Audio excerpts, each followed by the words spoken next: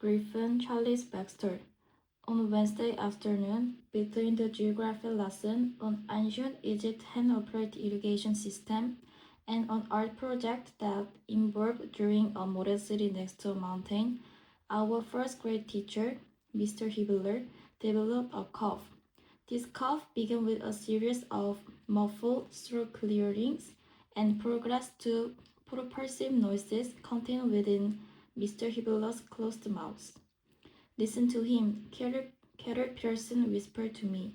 He's gonna blow up. Mr. Hibbler's laughter, dazed and infrequent, sounded a bit like his cough. But as we worked on our model series, we would look up, thinking he was enjoying a joke, and see Mr. Hibbler's face turning red. His cheeks puffed out. This was not laughter. Twice we bent over, and his loose tie like a plumb line hung down straight from his neck as he exploded himself into a Kleenex. He would excuse himself, then go on coughing. I will bet you a dime, Carol Pearson whispered. We get a substitute tomorrow. Carol sat at the desk in front of mine and was a bad person. When she thought no one was looking, she would blow her nose on the tube paper, then crumple up and throw it into the waste basket. But at times on Christmas she spoke the truth. I knew I lost the dime. No deal, I said. When Mr. Hibbler stood us information at the door just prior to the final bell, he was almost incapable of speech. I'm sorry, boys and girls, he said. I seem to be coming down with something. I hope you feel better tomorrow, Mr. Hibbler. Bobby Grizanovich, the flawless brown noser, said, and I heard Carol Pearson's eyebrow jiggle. Then Mr. Hibbler opened the door and we walked out to the buses. The clique of us, starting noisily to walk and cough as soon as we thought we were a few feet beyond Mr. Hibbler's earshot.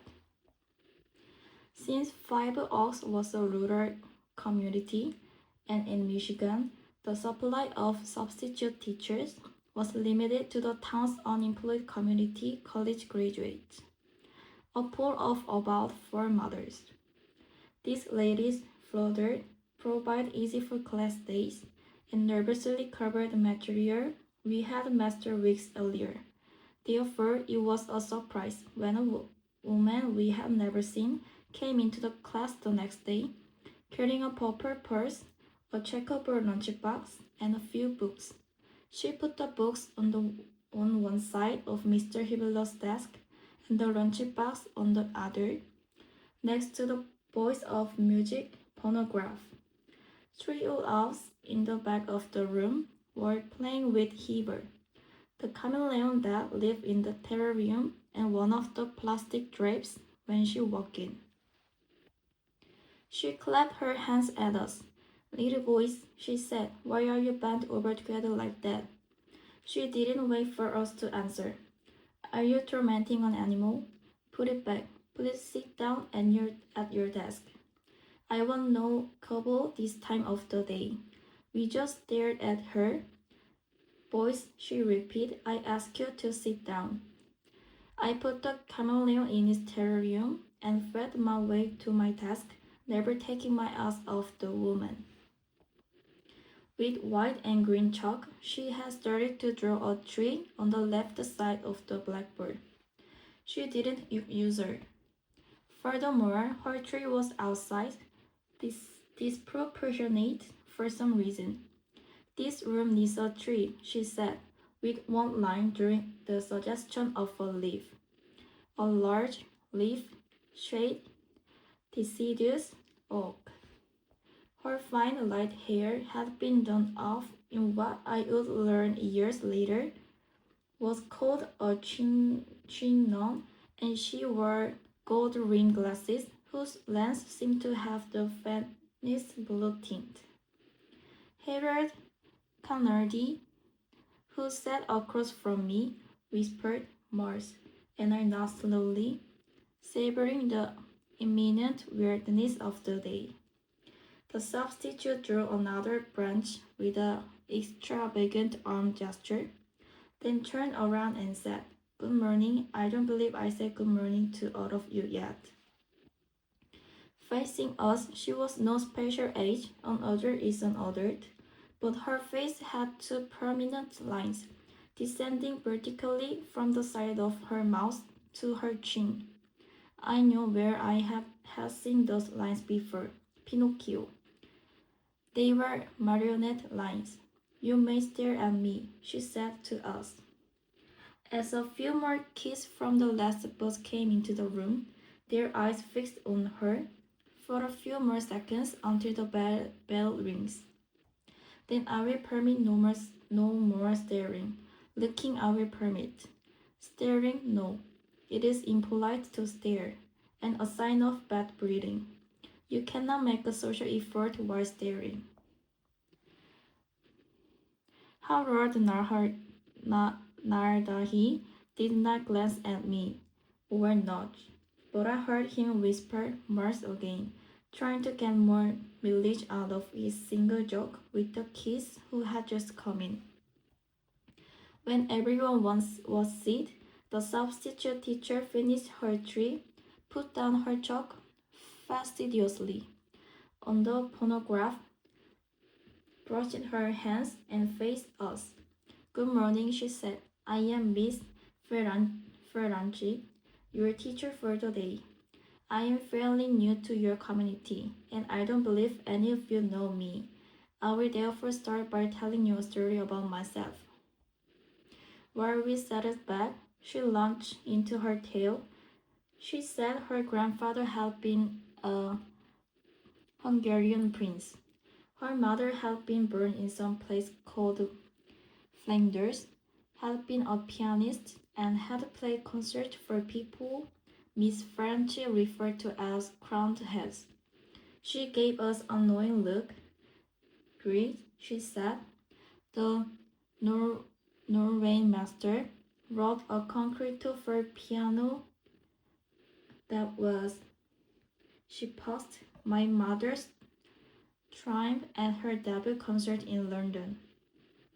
Her eyes searched the ceiling. Our eyes followed. Nothing up there but ceiling tile.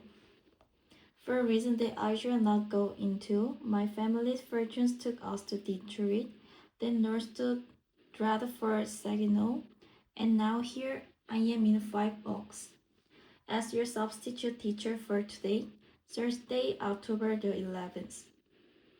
I believe it will be a good day, or the forecast coincide. We shall start with your reading lesson. Take out your reading book. I believe it is called Broad Horizons, or something along those lines. Jenny Permich raised her hand. Miss French nodded at her. Mr. Hibbeler always starts the day with the pledge of elegance. Jenny winked. "Oh, does he? In that case," Miss French said, "you must know it very well by now, and we certainly did not spend our time on it. No, no elegance preaching on the premise today, by my red awning, not with so much sunlight coming into the room. A pledge does not suit my mood." She glanced at her watch. "Time is flying. Take up Broad Horizons." She disappointed us by giving us an ordinary lesson, complete with vocabulary and drills, comprehension questions, and recitation. She didn't seem to care for the material. However, she signed every few minutes and rubbed her glasses with a frilly handkerchief that she withdrew, magician style, from her left sleeve. After reading, we moved on to arithmetic. It was my favorite time of the morning, when the lazy autumn sunlight dazzled its way through ribbons of clouds past the windows on the east side of the classroom and crept across the linoleum floor. On the playground, the first group of children, the kindergartners, were running on the quiet grass just beyond the monkey bars. We were doing multiplication tables. Miss Frenchy had made John Wanny stand up at his desk in the front row. He was supposed to go through the tables of six. From where I was sitting, I could smell the bitterly soaked into John's plastered hair. He was doing fine until he came to 6 times 11 and 6 times 12. 6 times 11, he said, is 68. 6 times 12 is. He put his fingers to his head quickly and secretly sniffed his fingertips and said 72. Then he sat down. Fine, Miss Frenchy said. Well, now that was very good. Miss Frenchy, one of the Eddie twins, was waving her hand desperately in the air. Miss Frenchy, Miss Frenchy.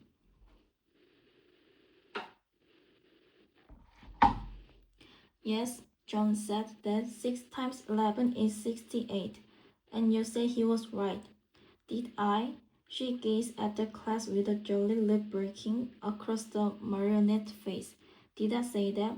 Well, what is 6 times 11? It's 66. She nodded. Yes, so it is. But, and I know some people will not entirely agree with me, and sometimes it is 68. When is it 68? We are all waiting. In higher mathematics, which your children do not yet understand, 6 times 11 can be considered to be 68. She laughed through her nose. In higher mathematics, numbers are more fluid. The only thing the number does is contain a certain amount of something. Think of water. A cup is not the only way to measure the certain amount of water, is it? You are staring, shaking our heads. You could use saucepan or thimbles. In either case, the water would be the same. Perhaps we start again. It would be better for you to think that 6 times 11 is 68, only when I am in the room. Why is it 68? Markiplier asked, when you're in the room. Because it's more interesting that way, she said, smiling very rapidly behind her blue-tinted glasses. Besides, I am your substitute teacher, am I not? We all nod. Well, then think of 6 times 11 equals 68 as a substitute fact. A substitute fact? Yes, then she looked at us carefully. Do you think, she asked, that anyone is going to be hurt by a substitute fact? We looked back at her.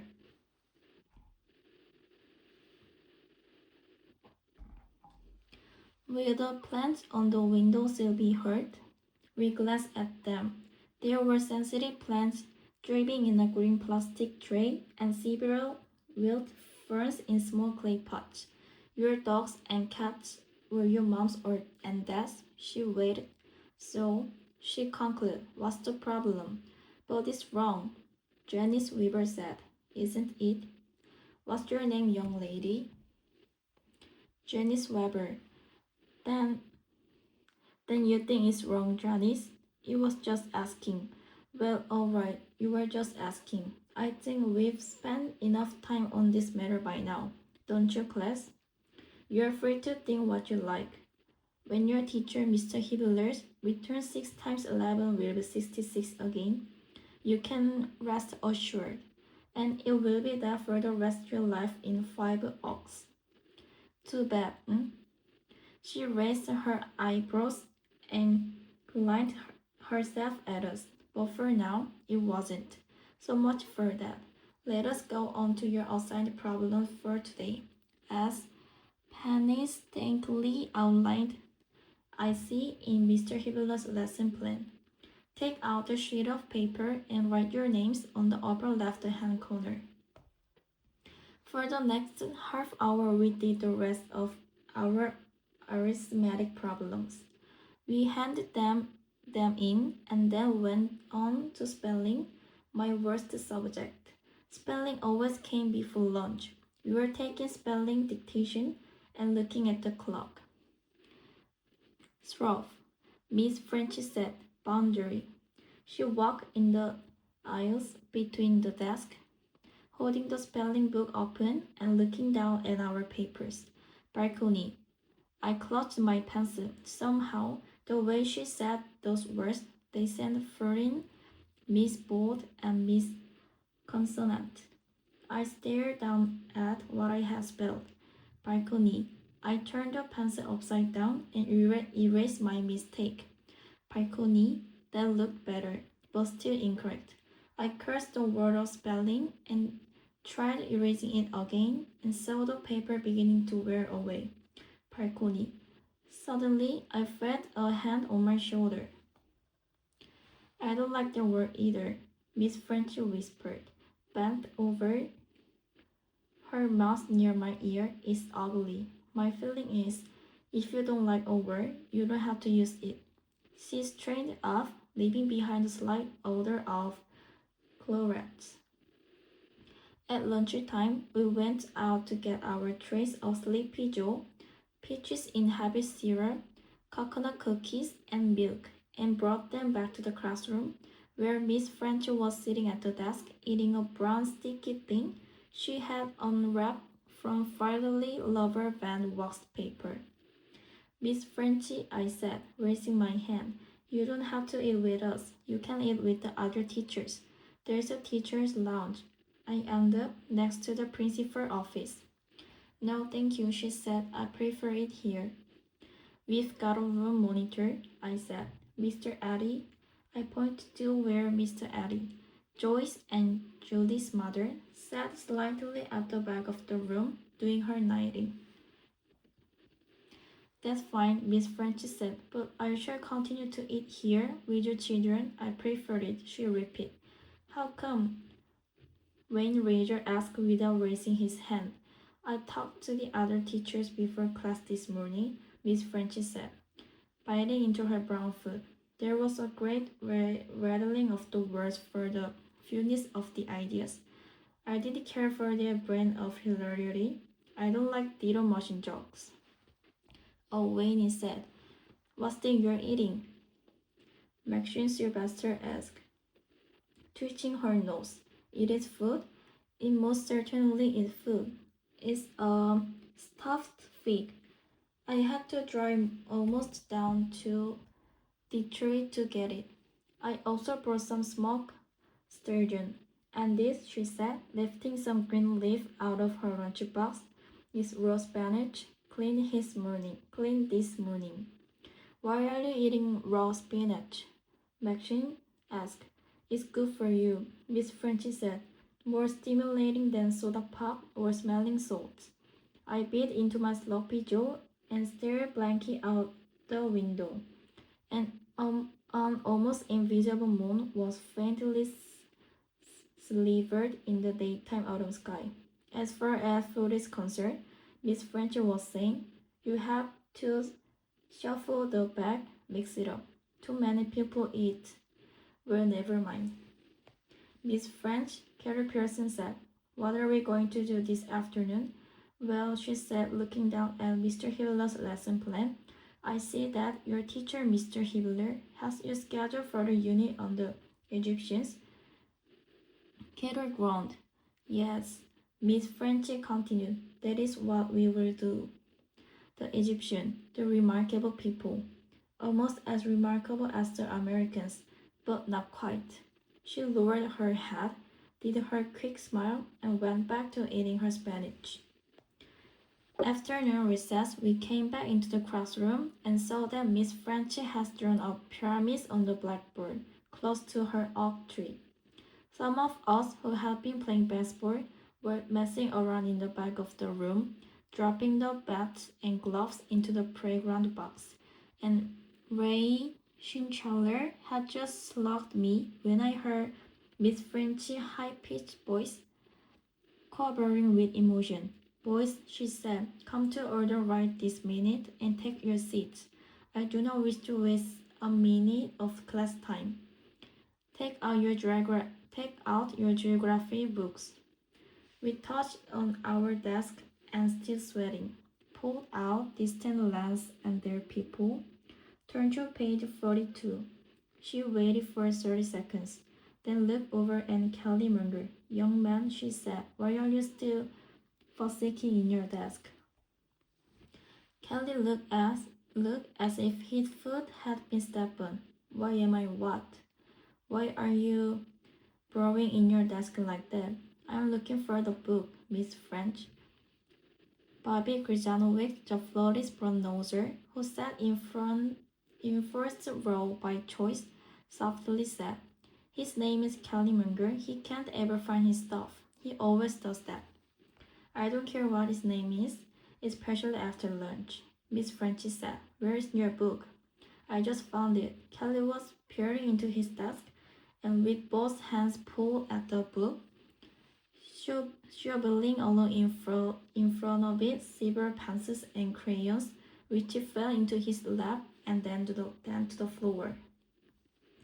"I had a mess," Mrs. Frenchy said. "I had a mess in the desk or on mine. It's unsanitary. You wouldn't want your house at home to look like your desk at school, now would you?" She didn't wait for an answer. "I should think not. At house, a house at home should be as neat as human hands can make it." What were we talking about? Egypt, page 42. I note from Mr. Hibbler's lesson plan that you have been discussing the most of Egyptian irrigation. Interesting in my view, but not so interesting as what we're about to cover. The pyramids and Egyptian slave labor, the plus on one side, a minus on the other. We had our books open to page 32, where there was a picture of pyramids. But Miss Frenchy wasn't looking at the book. Instead, she was staring at some object just outside the window. "Pyramids," Miss Frenchy said, still looking past the window. "I want you to think about pyramids and what was inside. The bodies of the pharaohs, of course, and their attendant treasure scrolls." "Perhaps," Mrs. Frenchy said, her face gleeful but unsmiling. "These scrolls were novels for the pharaohs, helping them to pass the time in their long voyage through the centuries. But then I am joking. I was looking at the lines on Miss French's skin. Pyramids," Miss French went on, "were the repositories of special cosmic powers. The nature of a pyramid is to guide cosmic energy first into a concentrate point. The Egyptians know that. We have generally forgotten it.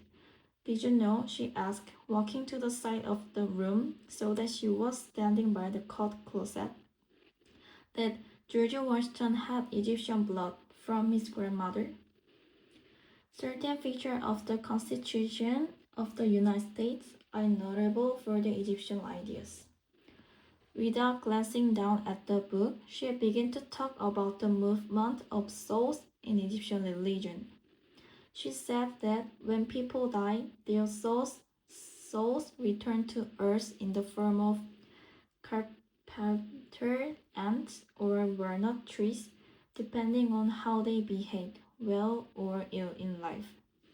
She said that the Egyptians believed that people act the way they do because of magnets produced by tidal force in the solar system, force produced by the sun and by its planetary ally, Jupiter.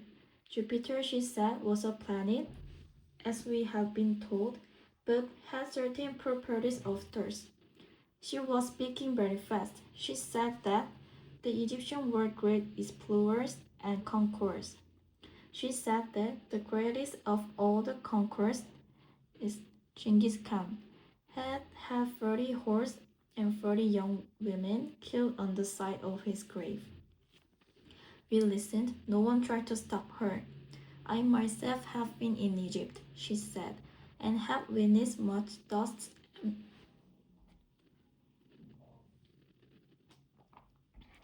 and many brutalities." She said that an old man in Egypt who worked for the circus had personally shown her an animal in a cage, a monster, half bird and half lion. She said that this monster was called a Gryphon and that she had heard about them but never seen them until she traveled to the outskirts of Cairo. She wrote the word out on the blackboard in large capital letters, Gryphon. She said that Egyptian astronomers had discovered the planet Saturn but had not seen its rings.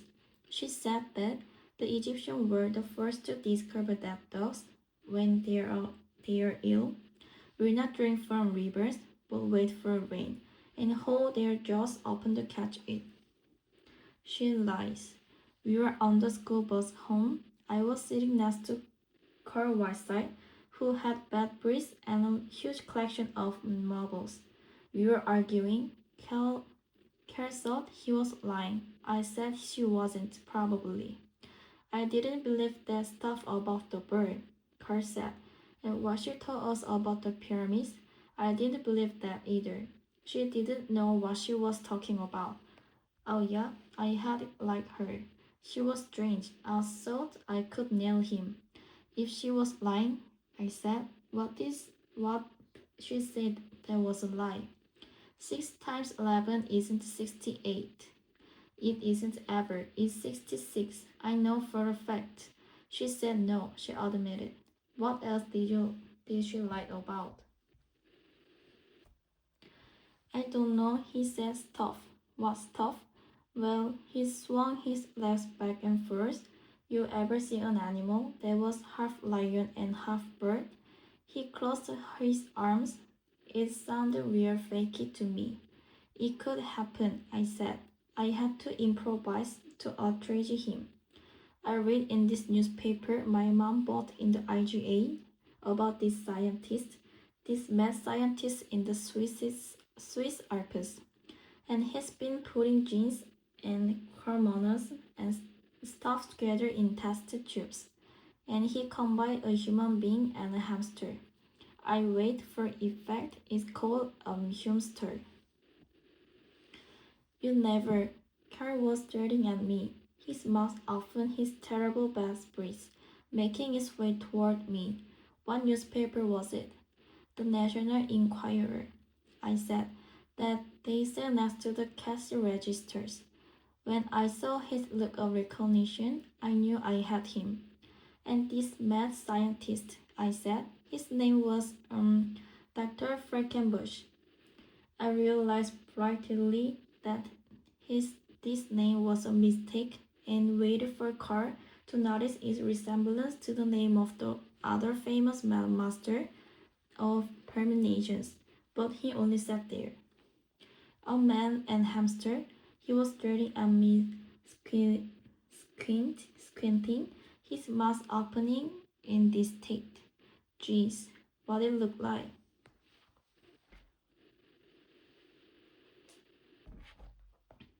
When the bus reached my stop, I took off down our dirt road and ran up through the backyard, kicking the tires swing for good luck. I dropped my boots on the back steps so I could hug and kiss our dog, Mr. Selby. Then I hurried inside. I could smell Brussels sprout cooking, my own favorite vegetables. My mother was washing other vegetables in the kitchen sink, and my baby brother was hollering in his yellow playpen on the kitchen floor. Hi, Mom, I said, hopping around the playpen to kiss her. Guess what? I have no idea. We had this substitute today, Miss Frenchy, and I'd never seen her before, and she had all these stories and ideas and stuff. Well, that's good. My mother looked out the window in front of the sink, her eyes on the pine woods west of our house.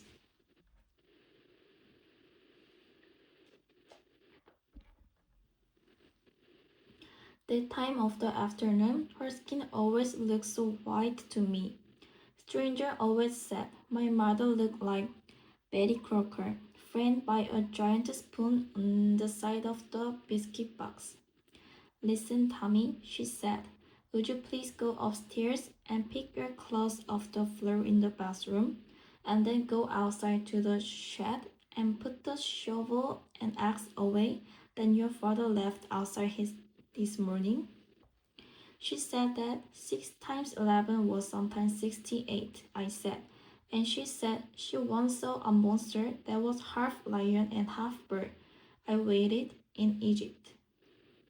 Did you hear me? My mother asked, raising her arm to wipe her forehead with the back of her hand.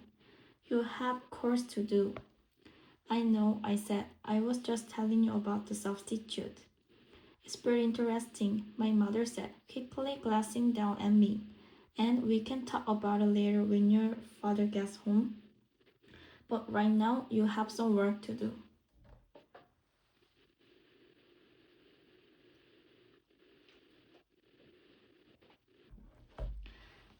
Okay, Mom. I took a cookie out of the jar on the counter and was about to go outside when I had a thought. I ran into the living room, pulled out a dictionary next to the TV stand, and opened it to the GS. After 5 minutes, I found it. Gryphon, variant of Gryphon. Gryphon, a fabulous beast with the head and wings of the eagle and the body of a lion. Fabulous was right. I shouted with triumph and ran outside to put my father's tool in their proper place. Miss Frenchy was back the next day, slightly altered. She had pulled her hair down and twisted into pigtails with red rubber bands holding them tight 1 inch from the ends. She was wearing a green blouse and pink scarf, making her difficult to look at for the full class day. This time there was no pretense of doing a reading lesson or moving on to arithmetic. As soon as the bell rang, she simply began to talk.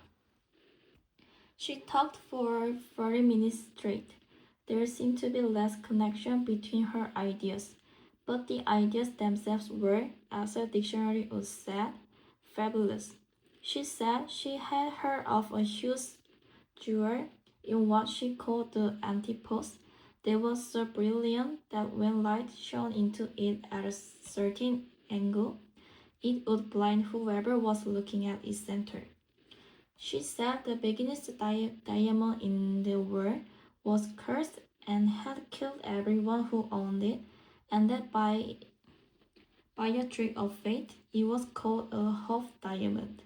Diamonds are magic, she said, and that is why women wear them on their fingers as a sign of the magic of womanhood. Men have strength, Miss Frenchy said, but no true magic. That is why men fall in love with women, but women do not fall in love with men. They just love being loved. George Washington had died because of the mistake he made about the diamond. Washington was not the first true president, but she didn't say who was. In some places in the world, she said, men and women still live in the trees and eat monkeys for breakfast. Their doctors are magicians. At the bottom of the sea are creatures seen as pancakes who have never been studied by scientists because when you take them off to air, the fish explode. There was not a sound in the classroom, except for Miss Frenchy's voice at Donna DiSciano's coughing. No one even went to the bathroom. Beethoven, she said, had not been deaf. It was a trick to make himself famous, and it worked. As she talked, Miss Frenchy's pigtails swung back and forth. There are trees in the world, she said, that eat meat. Their leaves are sticky and close up on bugs like hands. She lifted her hands and brought them together, palm to palm.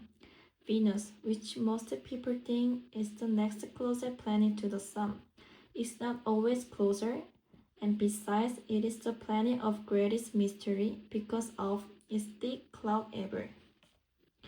I know what lies underneath those clouds, Mr. Frenchy said. And wait, after the silence, she said, angels. Angels live under those clouds. She said that angels were not invisible to everyone, and were in fact smarter than most people. They did not dress in robes, as was often claimed, but instead wore formal evening clothes I- as if they were about to attend a concert. Often undressed to attend concerts and sit in the aisles, where she said most people pay no attention to them. She said the most terrible angel had a shape of the Sphinx. There is no running away from that one, she said. She said that unquenchable fires burn just under the surface of the earth in Ohio, and that the baby Mozart fainted that away in his cradle when he first heard the sound of trumpet. She said that someone named Nerjim or Haradim was the greatest writer who ever lived. She said that planets control behavior, and anyone conceived during a solar eclipse would be born with webbed feet. I know your children like to hear these things, she said, these secrets, and that is why I am telling you all this. We nodded. It was better than doing comprehension questions for the reading in Broad Horizons. I will tell you one more story, she said, and then we will have to do arithmetic. She leaned over, and her voice grew soft. There is no death, she said. You must never be afraid, never. The which is cannot die. It will change into different earthly and unearthly elements, but I know this as sure as I stand here in front of you, and I swear it. You must not be afraid. I have seen this truth with these eyes. I know it's because in a dream God kissed me. Here. And she pointed with her right index finger to the side of her head, below the mouth where the vertical lines were curved into her skin. Absentmindedly, we all did our arithmetic problems. At recess, the class was on the playground, but no one was playing. We were all standing in small groups, thinking about Miss Frenchy. We didn't know if she was crazy or what. I looked out beyond the playground at the lost cars piled in a small heap behind the clump of sumac, and I want to see shapes there approaching me. On the way home, Carl sat next to me again. She didn't say much,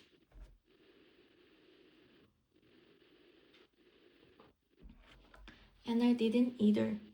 At last he turned to me. You know what she said about the leaves the close of the box? Huh? The leaves, Carl insists. The meat-eating plant. I know it's true. I saw it on television. The leaves have this icky glue that the plants have got smeared all over them, and the insects can't get off, 'cause they are stuck. I saw it. He seemed demoralized. She's telling the truth.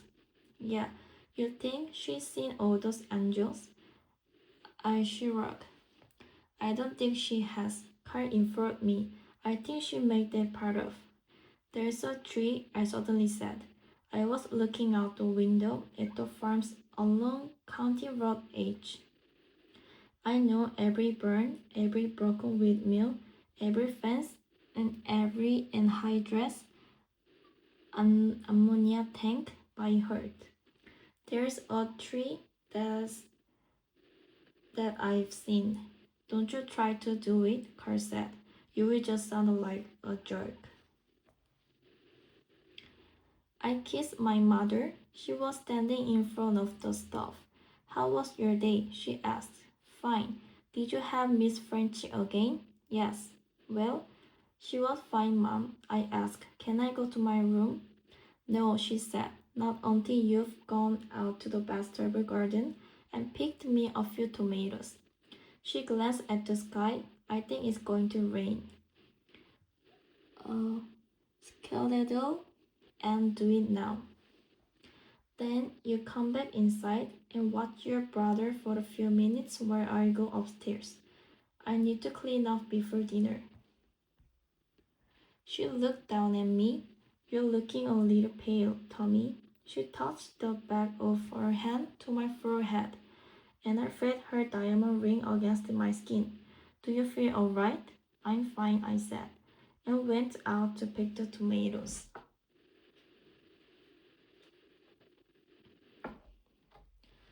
Coughing mortally, Mr. Hibblers was back the next day, sleep, slipping lozenges into his mouth when his back was turned at 45 minutes intervals and asking us how much of his prepared lesson plan Mr. Frenchy had followed.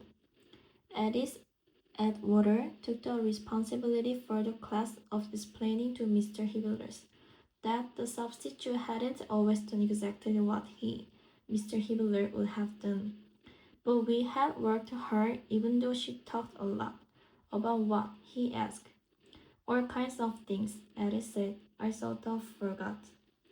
To our relief, Mr. Hibbler seemed not at all interested in what Miss Frenchy had said to fill the day. He probably thought it was woman's talk, unserious and not suited for school. It was enough that he had a pile of arithmetic problems from us to correct. For the next month, the sumac turned a distracting red in the field, and the sun traveled toward the southern sky, so that its rays reached Mr. Hibbler's Halloween display on the bulletin board in the back of the room, fading the pumpkin head's scarecrow from orange to tan. Every 3 days, I measured how much farther the sun had moved toward the southern horizon by making small marks with my black crayon on the north wall. Anti-size marks only I knew were there.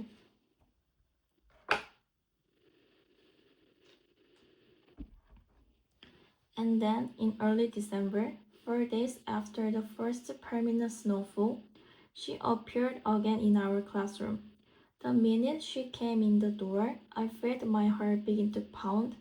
Once again, she was different. This time, her hair hung straight down and seemed hardly to have been combed. She hadn't brought her lunchbox with her, but she was carrying what seemed to be a small box.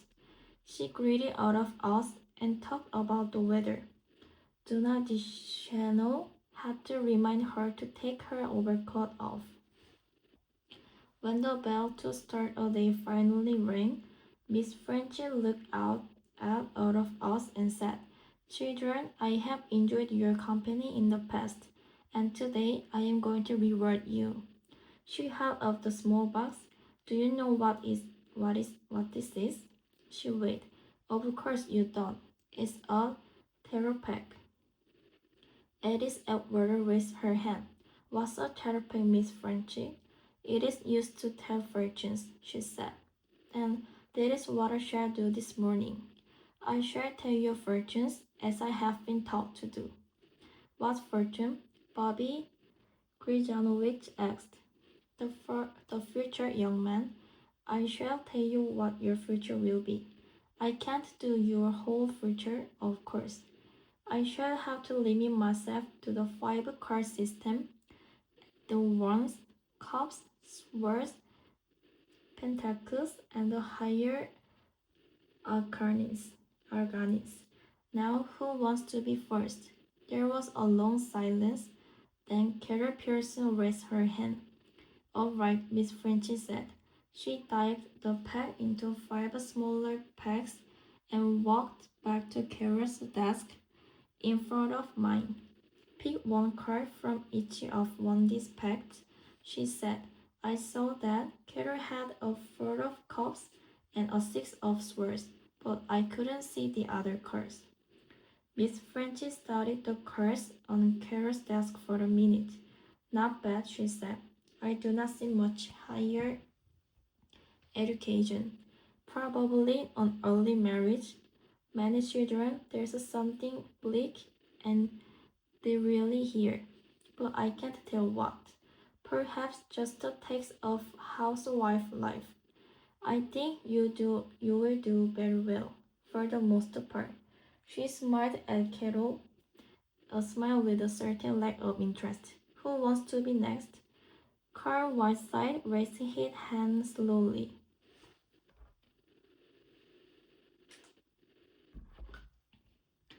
Yes, Miss Frenchy said. Let's do a boy.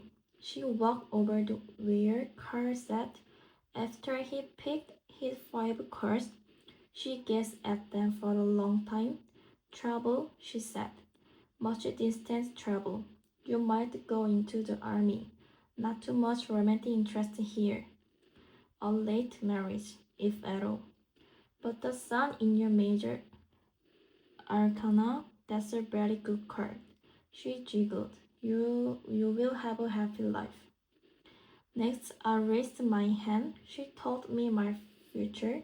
She did the same with Bobby Krzyzanowicz, Kelly Munger, Alice Atwater, and Kim Poor. Then she came to Wayne Rosmer. He picked his 5 cards, and I could see that the death card was one of them. What's your name? Miss Frenchy asked. Wayne. Well, Wayne, she said, you will undergo a great metamorphosis or change before you became an adult. Your earthly element will no doubt live higher because you seem to be sweet boy. This card, this 9 of swords, tells me of suffering and desolation. And this 10 of wands, well, that's heavy road. What about this one? Wayne pointed at the death card. It means, my sweetie, that you will die soon.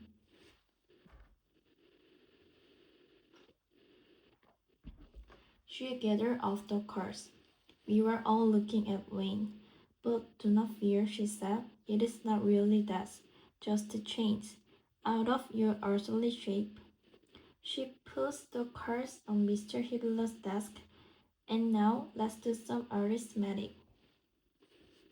At lunchtime, Wayne went to Miss Fagre, the principal, and informed him of what Miss Frenchy had done. During the noon recess, we saw Miss Frenchy drive off of the parking lot in her rusty green Rambler American. I stood under the slide, listening to the other kids coasting down and landing in the little depressive bowls at the bottom. I was kicking stones and tugging at my hair right up to the moment when I saw Wayne come out to the playground. He smiled, the dead fool, and with the fingers of his right hand he was showing everyone how he had told on Miss Frenchy. I made my way toward Wayne, pushing myself past 2 girls from another class.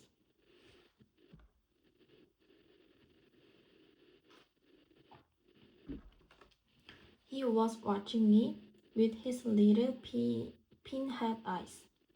You told, I shouted at him. She was just kidding. She shouldn't have. He shouted back. We were supposed to be doing arithmetic. She just scared you, I said. You're a chicken, Wayne. You are scared of a little card, I sing-songed. Wayne fell at me, his 2 fists hammering down on my nose. I gave him a good one in the stomach, and then I tried for his head. Aiming my fist, I saw that he was crying. I slugged him. She was right, I yelled. She was always right. She told the truth. All the kids were whooping. You were just scared, that's all. And then large hands pulled at us, and it was my turn to speak to Mr. Faber. In the afternoon, Miss Frenchy was gone, and my nose was stuffed with cotton clotted with blood, and my lip had swelled, and our class had been combined with Mr. Monte's 6th grade class for a crowded afternoon science unit on insect life in ditch and swamps. I knew where Mr. Mante lived. She had a new house trailer just down the road from us at the Clearwater Park. She was no mystery. Somehow, she and Mr.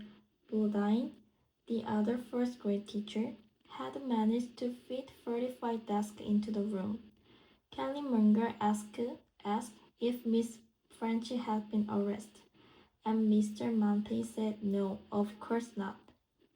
Or that afternoon, until the buses come to pick us up, we learned about field crickets and two-striped grasshoppers, water bugs, uh,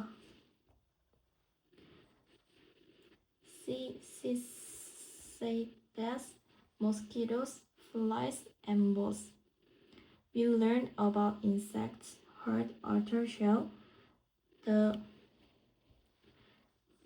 exoskeleton, and the user parts of the mouse, including the rubrum, mandible, maxilla, and glossa. We learned about compound eyes and the first day's metamorphosis from egg to rubber, and pupa to adult. We learned something, but not much, about mating. Mr. Mante drew very skillfully the internal anatomy of the grasshopper on the blackboard. We learned about the dance of the honeybee, directing other bees in the hive to pollen. We find out about which insects were pests to man and which were not. On a lined white piece of paper, we made a list of insects we might actually see, then a list of insects too small to be clearly visible, such as fleas. Mr. Monte said that our assignment would be to memorize this list for the next day, when Mr. Hibbler would certainly return and test us on our knowledge.